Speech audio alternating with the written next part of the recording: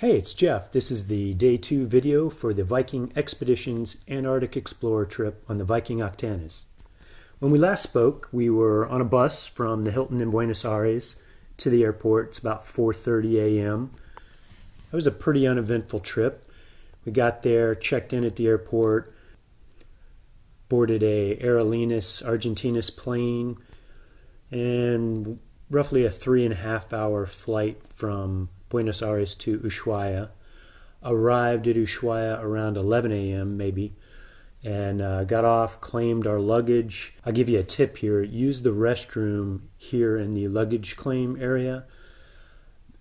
It's not a long bus trip to the ship from the airport, but it was a little slow, and we ended up having to wait on the bus when we got there because they accept people in groups. So good delay between getting on the ship where you can access the restroom again, so I would recommend using one at the airport before you leave. So we got on the bus. As I said, it was not a long ride, but kind of went slow, stopped, didn't let us off the bus, but stopped a couple times for some pictures. We did arrive at the ship shortly after noon, I want to say, and we had to wait on the bus for a while because they were taking people in small groups to let them board the ship.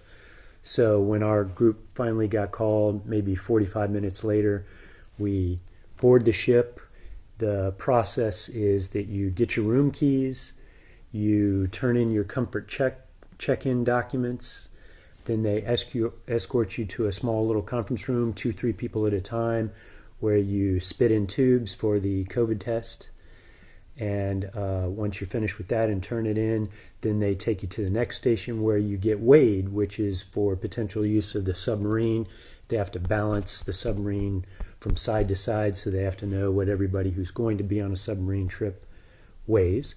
And then from there, we went to our muster station, which for us, I believe, was the living room.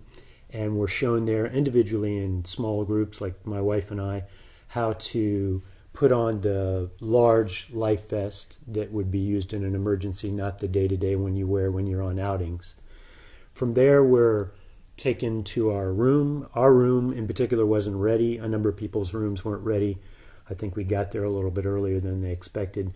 So we were taken to a little waiting area off to the side where we could wait for our room to get done. This chair, which was more a piece of art than a chair, was really uncomfortable. It was metal and you wouldn't want to sit in it for long at all. So we basically hung out at the window, stared out at the world until our room was ready. Once we were allowed in the room, you basically have to stay there until you hear word on your COVID test. And what I recommend you do is there's some really good videos on the TV under a category, I think it's called Viking Daily, that show you how to get dressed for the various outings. So there's one regarding a special ops boat, one regarding a kayak, and one regarding a rib boat. And so watch those carefully, take notes. We ended up watching those videos a couple of times as we got dressed for the first time for each of those events, because it's a fairly involved process and you want to get it right if you're going to be warm and dry. So people started getting their calls later in the afternoon, early evening. This is when things got a little bit weird for us. It's 6:30 p.m. that evening. I got a call directly from the ship doctor saying that my test was inconclusive. And what that meant was that I had to stay in the room, and my wife had to stay in the room for the rest of that evening, and I had to be tested again the next day, and we weren't allowed to leave the room until we got the results of that test. I asked the doctor on the phone if I could be retested right away, and he said for various reasons related to Argentina and port regulations, they couldn't do that. They had to wait until the next day to test me. And we were leaving port that night at 9 p.m., so I was actually kind of glad, because I assume if I would have been tested again negative, I would have been kicked off the ship and needed to stay at a hotel in Ushuaia for 9 to 13 days, as I understand it, which wouldn't have been pleasant. So it was a little concerning. The inconclusive test basically just means that you didn't show positive and you didn't show negative. For whatever reason, it was inconclusive. So we spent the rest of the evening in the room. It was nice. There was room service was available. There was a menu for room service.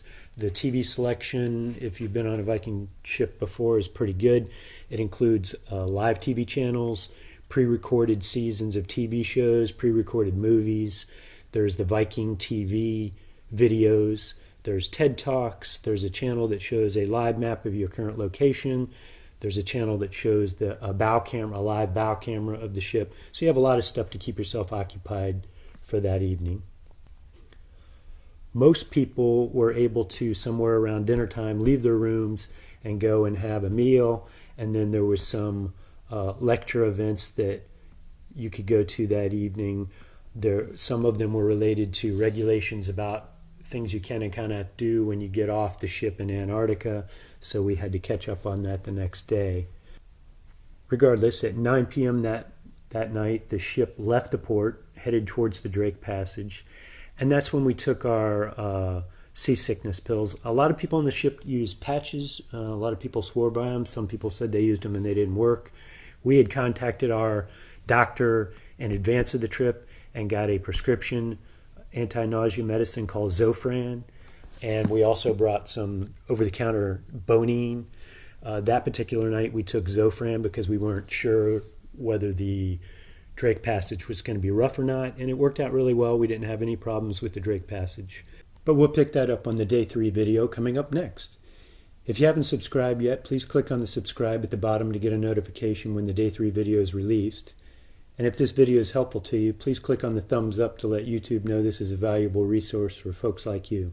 Thank you very much. Talk to you soon.